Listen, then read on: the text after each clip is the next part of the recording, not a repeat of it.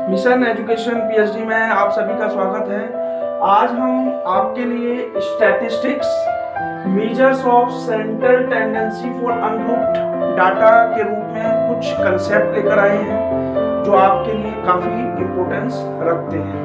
Statistics के अंदर जहाँ पर भी सेंट्रल टेंडेंसी की बात आती है वहाँ पर सबसे पहले अनग्रुप्ड डाटा के अंदर हमें डाटा को समझना काफ़ी इम्पोर्टेंट बन जाता है। तो डाटा क्या होता है, सबसे पहले आप डाटा को समझिए। डाटा क्या होता है? Facts.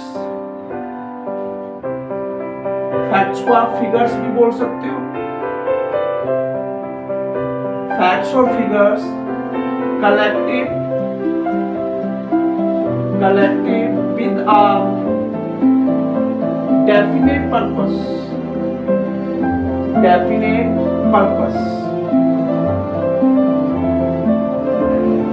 are known as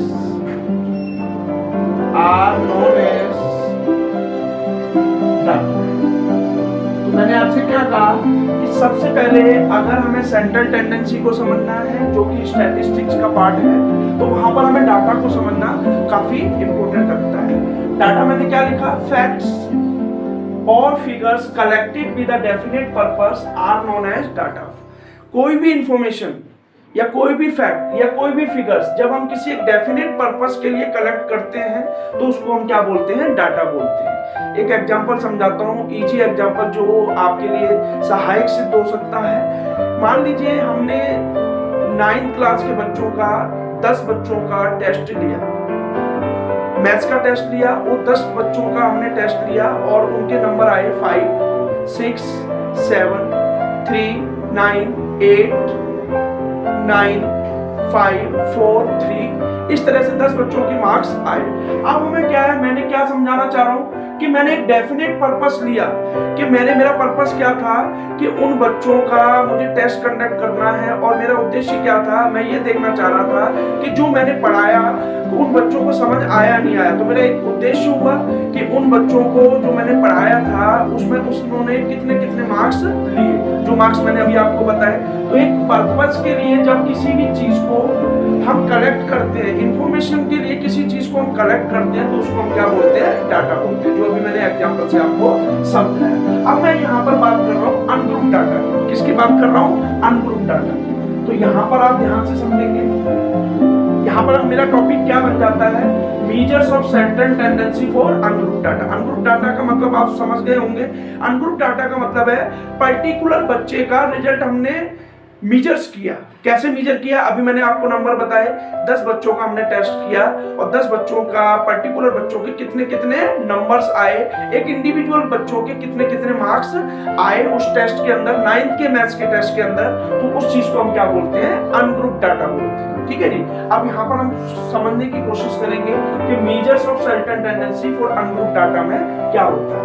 measures of central tendency में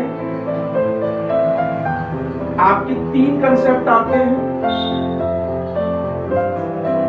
मान लीजिए आपका पहला कंसेप्ट हो गया मीन, दूसरा कंसेप्ट हो गया आपका मीडियन,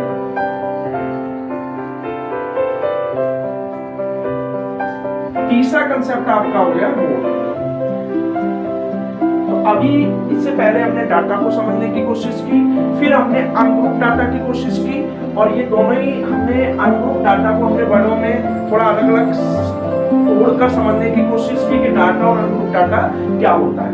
अब हम उसी अनग्रुप्ड डाटा को मेजर ऑफ सेंट्रल टेंडेंसी में समझने की कोशिश कर रहे हैं। कहीं पर भी आपसे पूछा जाए स्टैटिस्टिक्स के अंदर कि measure of central tendency of ungrouped data क्या होता है, तो वहां पर आप 3 चीज याद रखेंगे, मीडियन, मीन और मोड। आप ऐसे ही बोल सकते हो, मीन, मीडियन और मोड। ठीक है जी।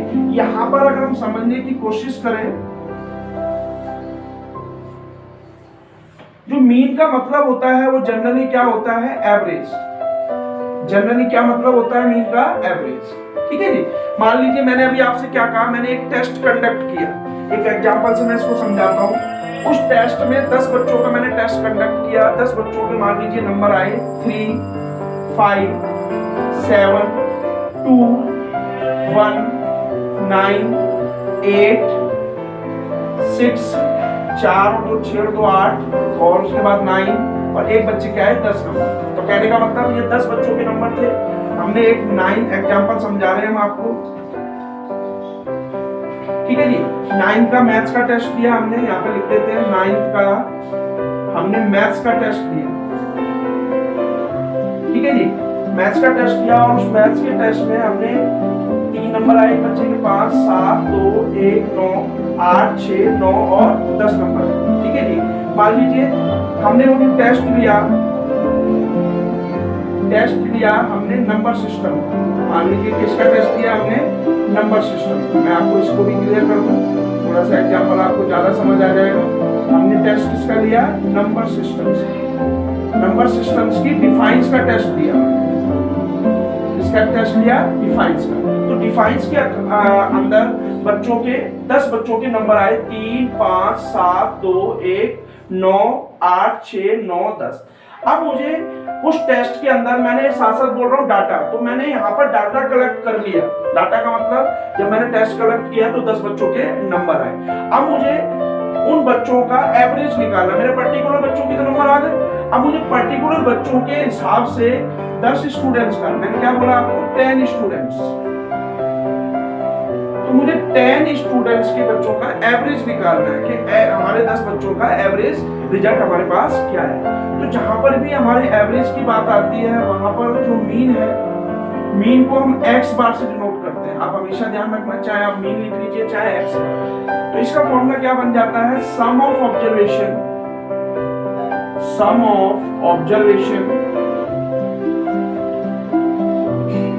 टोटल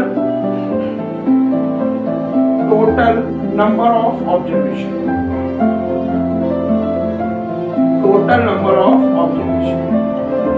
ठीक है जी। यहाँ पर मैं आपको इन तीनों का मतलब समझा रहा हूँ एग्जांपल से, मीन, मीडियन और मोड, ठीक है जी।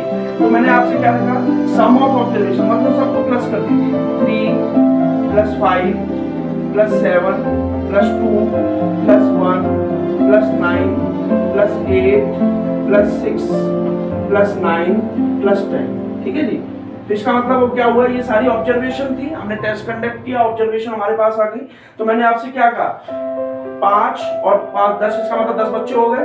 अब टोटल ऑब्जर्वेशन का मतलब क्या हुआ, 10 बच्चे हैं। 10 स्टूडेंट मैंने यहाँ लिखा, आपको समझ आ रहा हो तो ये मेरे 10 स्टूडेंट का टेस्ट है मेरा, वो भी नंबर सिस्टम की डिफाइन का, यहाँ 10 से डिवाइड कर दिया।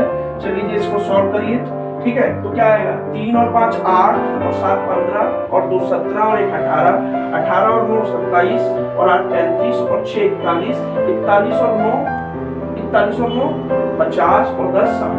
60 को अगर मैं 10 से डिवाइड कर दूं, 0 से 0 कैंसिल आ जाएगा, तो मेरा 6 आ गया। इसका मतलब 6 की एवरेज आ गई। अगर मैं इस पूरे टेस्ट का आपको ब्यौरा दूं, तो मैंने आपसे क्या कहा कि मैंने 9th मैथ्स का टेस्ट लिया, नंबर सिस्टम का, डिफाइंस का।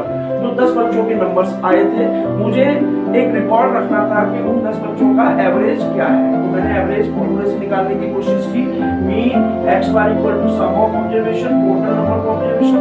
सब ऑब्जर्वेशन को मैंने प्लस कर दिया, टोटल नंबर 10 थे, इसलिए टोटल ऑब्जर्वेशन कितनी हो गई, 10 डिवाइड करके मुझे एक एवरेज पता चल गया कि बच्चे के जो एवरेज मार्क्स हैं वो 6। तो ये मेरा मीन हुआ, ये पहली टेंडेंसी है। अब मैं आपको मीडियन समझाने की कोशिश करूंगा एंड देन मोड समझाने की कोशिश करूंगा, ठीक है जी। अगला जो मेरा टॉपिक है वो मीडियन है, तो आप थोड़ा ध्यान से समझेंगे। अब मेरा अगला टॉपिक है मीडियन, तो लेट अस सी मीडियन। अब देखिए मीडियन क्या होता है, मीडियन को आपको समझने की कोशिश है। It is the value of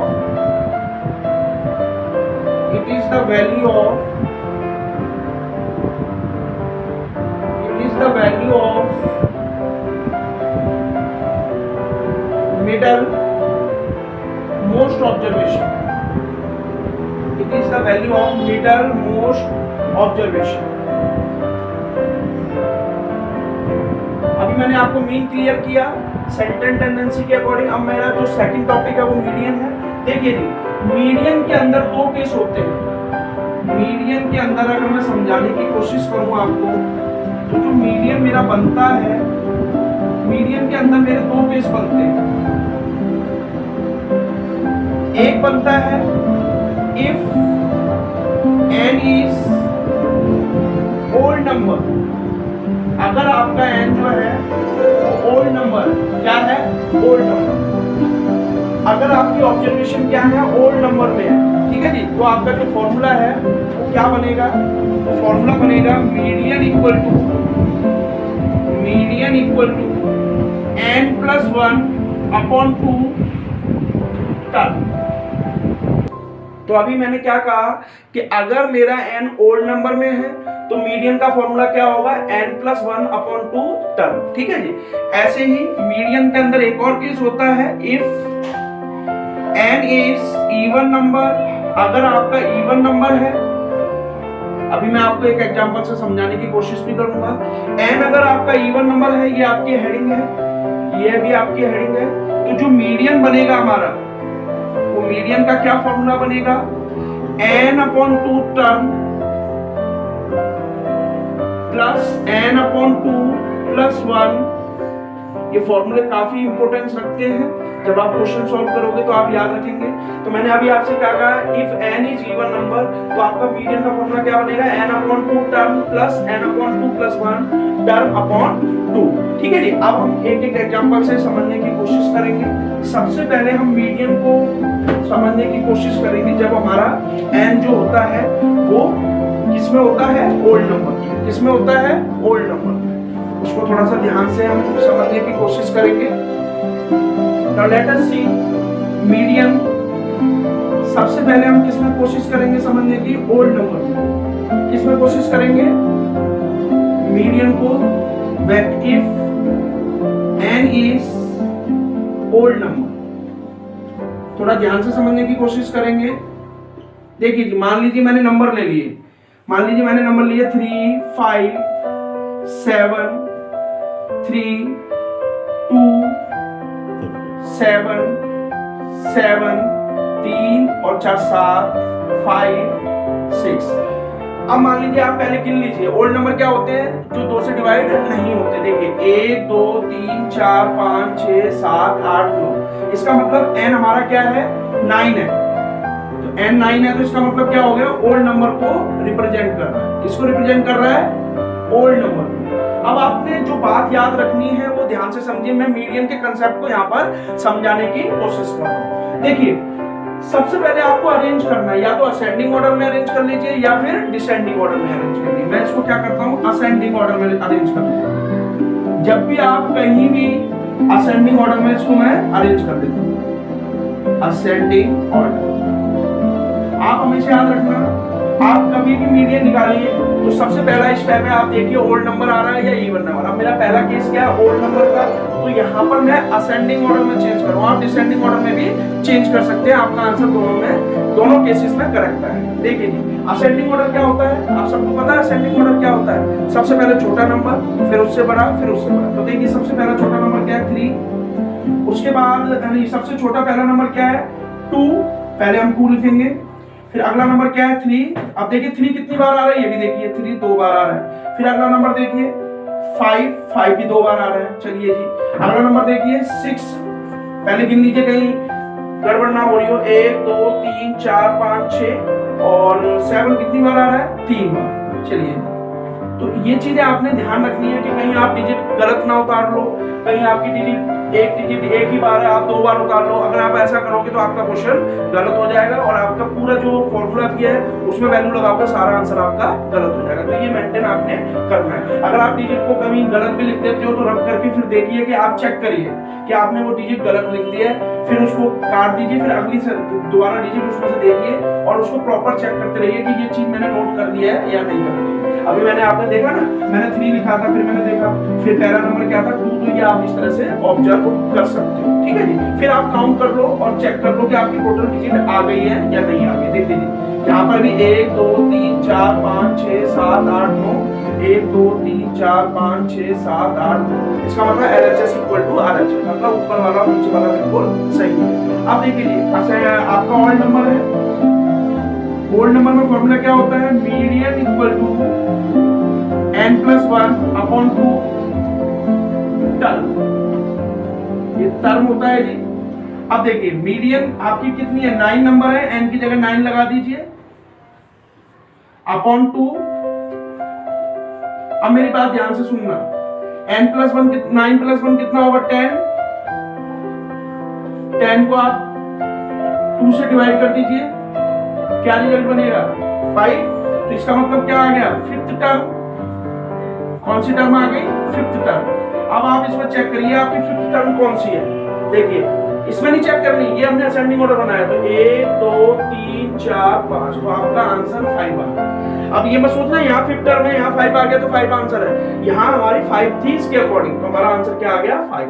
तो ये क्या है, measure of central tendency median में ओल्ड नंबर का किस तरह से हम अरेंज करते हैं, वो आपका प्रॉपर स्टेप है, और आपका लास्ट में मीडियन का आंसर क्या आ गया 5 आ गया। अब हम आगे देखेंगे इवन। अब हम मीडियन में एक और कंसेप्ट देखेंगे, if n is even number, n is even number। अभी हमने ओड नंबर का केस देखा, अब हम किसका देखेंगे, इवन नंबर का। एक एग्जांपल ले लेते हैं पहले समझाने के लिए। पहले हम नंबर्स लिख लेते हैं कि टेस्ट लिया, अभी मैंने मीन भी समझाया था, तो यहाँ पर हम नंबर लिख लेते हैं 5 7 9 9 9 2 3 1 9। अब देख लीजिए 2 और 3 5 और 2 7 और 2 9 और 6। तो मेरा कहने का मतलब इवन नंबर आपको पता होना चाहिए। देखिए 1 2 3 4 5 6 7 8 9 10, इसका मतलब 10 है, इवन नंबर है, 2 से डिवाइड हो रहा है, तो n इक्वल टू कितना हो गया 10। इसका मतलब क्या हो गया, इवन नंबर। क्या हो गया, इवन नंबर। अब आपको पता चल गया ये ऑब्जर्वेशन कैसी है, इवन नंबर में। अब हम मीडियन का फॉर्मूला लगाएंगे इवन नंबर में। किसमें लगाएंगे, इवन नंबर में। चलिए जी, इवन नंबर में फॉर्मूला क्या बनता है, n/2 term plus n/2 plus 1 upon n/2 plus 1 term upon 2। ये फॉर्मूला हमारा मीडियन में बनता है। अब देखिए, अब आपको दिमाग में आ रहा हो कि कभी भी मीडियन निकालते हैं तो सबसे पहले हमें क्या करना पड़ता है, अरेंज करना पड़ता है। तो मैंने फॉर्मूला लगा दिया, n इक्वल टू 10 भी हमारे पास इवन नंबर आ गया। आप यहाँ पर अरेंज कर सकते हैं, ठीक है जी। अरेंज कैसे करेंगे, सबसे पहले मैंने क्या बोला, असेंडिंग ऑर्डर में आप अरेंज कर सकते हैं। आप डिसेंडिंग ऑर्डर में भी अरेंज करोगे तब भी आपका सवाल गलत नहीं होगा, ठीक है जी। फॉर्मूला लगा लिया हमने, अब असेंडिंग ऑर्डर में अरेंज कर दिया। असेंडिंग ऑर्डर सबसे पहला छोटा नंबर क्या आएगा 1, इसके बाद अगला नंबर देखिए, गलत नहीं करना। अगर आपने डिजिट गलत लिख दी पूरा क्वेश्चन गलत हो जाएगा। कहीं भी कैसी भी डिजिट हो आपने यही प्रोसीजर अपनाना है। मैंने फॉर्मूला लिख दिया है, ये मेरा मीडियन का फॉर्मूला है। आप जो मैं ये सर्कल कर रहा हूँ, इस सर्कल का मतलब है ये मेरा मीडियन का फॉर्मूला है। ये मीडियन का फॉर्मूला कब लगेगा, मैं यहाँ पर स्टार लगा रहा हूँ। ये फॉर्मूला कब लगेगा, जब हमारी इवन नंबर में जो ऑब्जर्वेशन है वो इवन नंबर में आएंगे, ठीक है। ये फॉर्मूला लगा दिया। अब सबसे पहला रूल आपको पता ही है, पहला स्टेप क्या है, असेंडिंग ऑर्डर बनाएंगे। कभी भी मीडियन में कोई भी क्वेश्चन निकालना है ऑब्जर्वेशन को, आप क्या करो, असेंडिंग ऑर्डर में बनाओ या डिसेंडिंग ऑर्डर में बना सकते हो। तो पहला नंबर आ गया 1, अगला नंबर देखिए इससे बड़ा कौन सा है 2, चलिए 2 लिख लीजिए। अगला नंबर देखिए 2 के बाद क्या आ रहा है 3 लिख लिया। अगला नंबर देखिए 5, चलिए प्रॉपर चेक करते रहिए। अगर आपने एक भी डिजिट गलत लिख दी ना तो सारा क्वेश्चन गलत हो जाएगा। फॉर्मूला भी आपकी कोई वैल्यू नहीं होगी। आपको मान लीजिए 3 नंबर का है तो आपको आधा ही नंबर मिलेगा या 1 नंबर मिलेगा, तो इसलिए प्रॉपर वाइज आप चेक भी करते रहिए। 5 आ गया, इसके बाद 7 के बाद देखिए 1 2 3 9 है, तो 9 4 बार लिख दीजिए, 1 2 3 4। अब इसके बाद चेक करिए कि आपने ये सारी डिजिट वही है। देखिए 5 और 4 9 बन रही है। यहाँ पर कितनी है 1 2 3 4 5 6 7 8 9 10 बन रही है, यहाँ 9 बन रही है। तो इसका मतलब आपने कोई नंबर कहीं ना कहीं लिखा है। देखिए अब दोबारा चेक कर लीजिए, हमारे पास 1 है, हमने 1 लिख दिया। मैं ये आपको चेकिंग करने के लिए बता रहा हूँ कि आप इस तरह से चेक कर सकते हो कि आपने डिजिट प्रॉपर लिखी है या नहीं लिखी है। चलिए ये 1 लिख लिया, 1 को आप टिक कर दीजिए, 1 लिख लिया। ये आपको और इजी स्टेप से समझा रहा हूँ कि आपके सवाल गलत ना हो। वो छोटे छोटे स्टेप भी आपको मैं क्लियर करता जा रहा हूँ जिससे आपके सवाल गलत ना हो। देखिए चेकिंग करने का तरीका, 1 से 1 हमने 1 को क्रॉस कर दिया, मतलब राइट लगा दिया, ये हमने लिख लिया है। इसके बाद 2, चलिए जी 2 को भी हमने लिख लिया है। इसके बाद 3, चलिए जी 3 को भी लिख लीजिए, और ये एक ही आ रहे हैं, ठीक है जी। इसके बाद 5 भी लिख लिया जी हमने, ठीक है जी। इसके बाद 7 भी लिख दिया हमने, ठीक है जी। अब 9 कितनी बार है? 4 बार। तो 4 को हमने 1 2 3 4, अब पहले काउंट कर लो, 1 2 3 4 5 6 7 8 9 और 10, एक नंबर रह गया हमारा। अब वो नंबर कौन सा रह गया? 6। कौन सा रह गया? 6। तो आप क्या करो, इसको 6 को भी लिख लीजिए, ठीक है जी। ये चेकिंग करने का तरीका है। तो मैंने आप और यहाँ पर भी 6 को करेक्ट कर दीजिए और यहाँ पर भी 6 को करेक्ट कर दीजिए। तो मैं ये बताना चाह रहा हूँ कि बच्चे कहाँ गलती कर सकते हैं। तो मैंने आपको वो एक छोटा सा वो इजी स्टेप लिया कि नंबर अगर मिसिंग रह जाता है तो उस तरीके से भी आप चीज को पहचान सकते हो, ठीक है जी। मैंने सब पे टिक लगा दिया और मुझे एक नंबर पता चल गया कि हमने कौन सा नंबर नहीं लिखा था, 6। तो ऐसे आपको भी पता चल सकता है कि हमारा कोई नंबर लिखा है या नहीं लिखा। तो टोटल 10 नंबर ये है और टोटल 10 नंबर ये है। ये गलती आप कभी मत करना क्योंकि आप ऐसी गलती कर सकते हैं, ठीक है जी। टोटल आपकी 10 हो गई। अब देखिए मीडियन का फॉर्मूला लगाइए, मीडियन निकालने का फॉर्मूला लगाइए। n कितना है? 10। अगर आप इस तरीके से करोगे सवाल आपका कभी भी गलत नहीं होगा, ठीक है जी। ये भी आपका टर्म हो गया, टर्म अपॉन 2। चलिए जी, इसको काटिए 5, इसको भी काटिए 5। तो ये क्या बना? 5th term plus 6th term upon 2। अब 5वीं टर्म देखिए, वो आपने ये गलती मत करना, इसमें नहीं देखते हमेशा जो असेंडिंग ऑर्डर बनाया ना उसमें देखना है। तो 1 2 3 4 5, यहाँ पर आपका 5वीं टर्म है 6। दोबारा चेक कर लीजिए, 1 2 3 4 5 और जो 6th टर्म है वो आपकी है 7, ठीक है जी। जो भी आएगी वही लिखोगे। कितना आया? 13 को 2 से डिवाइड कर दिया 6.5। ये आपका आंसर आ गया मीडियन 6.5, ठीक है जी। एक बार और क्लियर कर दूं, आप गलत मत करना। ये 5वीं टर्म है, ये यहाँ से आई काटने पर, ये 6ठी टर्म है अपॉन 2। 5वीं टर्म हमें इसमें से देखनी है, इसमें से नहीं देखनी। 1 2 3 4 5 6 आ गया, 1 2 3 4 5 6 7 आ गया, दोनों को डिवाइड कर दीजिए 6.5 आ गया। हमारा लास्ट टॉपिक है mode. Now let us see the last topic according to measures of central tendency for ungroup data, that is mode। यहाँ पर हम लास्ट टॉपिक को समझेंगे। मोड क्या होता है? Mode is the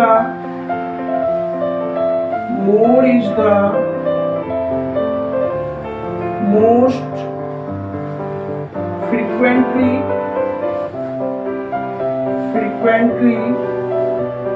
occurring observations।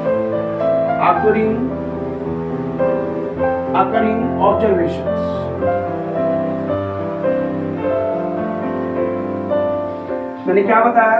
जो मोड है वो क्या है? Mode is the most frequently occurring observation, ठीक है जी। ये सेंट्रल टेंडेंसी का तीसरा टॉपिक है, स्टैटिस्टिक्स में ही आती है। मैं आपको समझा दूं, मैंने पिछले शुरुआत में भी ये बात समझाई थी।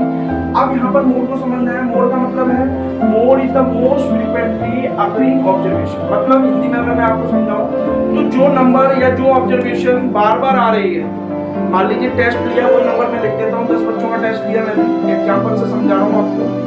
मान लीजिए मैंने लिखा 6 7 2 2 5 5 3 2 5 5 7 9 2 5। मान लीजिए ये था। अब मान लीजिए कितने हो गए ये? 1 2 3 4 5 6 7 8 9 10 11 12 13 14। एक और लिख लेते हैं। मान लीजिए ये है हमारा, ठीक है जी। अब मुझे इसको इस एग्जांपल से, ये 15 स्टूडेंट्स का टेस्ट था, मान लीजिए 15 का था। अब मुझे इसके अकॉर्डिंग काउंट कर लेते हैं। 1 2 3 4 5 6 7 8 9 10 11 12 13 14 15। यहाँ पर मुझे मोड समझाना है। तो मैंने अभी आपसे क्या कहा कि मोड वो होता है जो नंबर आपको या जो ऑब्जर्वेशन एक से ज्यादा बार दिखाई दे रही है। मतलब सबसे ज्यादा वही नंबर आपको दिखाई दे रहा है, मतलब वही ऑब्जर्वेशन पूरी ऑब्जर्वेशन में सबसे ज्यादा बार दिखाई दे रही है। अब आप मुझे बताइए, क्या 6 सबसे ज्यादा बार है? इन ऑब्जर्वेशन में अगर हम बात करें तो क्या 6 सबसे ज्यादा बार है? तो मुझे कहीं भी नजर नहीं आ रहा, ठीक है जी। तो ये मेरा नहीं हो सकता। क्या 7 सबसे ज्यादा बार है? आप अगर ध्यान से देख रहे हो तो क्या 7 सबसे ज्यादा बार है? तो 7 7 देखिए 7 मुझे भी नहीं लग रहा 2 बार है, ज्यादा बार मुझे नहीं लग रहा। तो अब मेरा दिमाग सबसे ज्यादा किस पर गया, 5 पर गया। तो देखिए 5 कितनी बार है, 1 2 3 4 5 6 बार, मतलब सबसे ज्यादा बार कौन आ रहा है, 5 बार है। तो मैंने अभी आपसे क्या कहा, ऑब्जर्वेशन में जो नंबर सबसे ज्यादा बार होगा वही आपका मोड होगा। आप देख लीजिए 7 भी नहीं आ रहा सबसे ज्यादा बार, आप देख लीजिए 3 भी सबसे ज्यादा बार नहीं आ रहा, बस एक 5 एक ऐसा नंबर है जो ऑब्जर्वेशन में सबसे ज्यादा बार आ रहा है। और according to definition of mode, mode क्या कहता है, जो नंबर सबसे ज्यादा बार आ रहा है वही आपका मोड होगा। तो मैं आपको आंसर लिख देता हूं, मोड इक्वल टू क्या हुआ, 5। आपका मोड का आंसर क्या हुआ, 5। तो आज मैंने इस क्लास के माध्यम से आपको मीन मीडियन मोड समझाने की कोशिश की है, जो कि सेंट्रल टेंडेंसी का पार्ट थे। और सेंट्रल टेंडेंसी किसका पार्ट था, स्टैटिस्टिक्स का। तो आज मैंने मीन मीडियन और मोड को जो काफी इजी स्टेपों से मैंने आपको समझाने की कोशिश की कि वो कौन से स्टेप हैं जिससे आपको मीन मीडियन मोड अच्छी तरह से समझ आ जाए। तो मैंने अपनी क्लास में वही इजी स्टेप से, वो कुछ तरीकों से, शॉर्टकट से, बस मेरा मेन मोटिव ये था, मेरा मेन उद्देश्य ये था, जैसे कि डाटा का उद्देश्य होता है कि इंफॉर्मेशन को कलेक्ट करो और एक पर्पस के लिए कलेक्ट करो, ऐसे ही मेरा पर्पस था कि मैं मीन मीडियन मोड को आपको आसानी से समझा सकूं। तो उसी उद्देश्य को ध्यान में रखते हुए आज मैंने इस क्लास में आपको मीन मीडियन और मोड बड़े ही सुंदर स्टेप से समझाने की कोशिश की। मुझे आशा है आपको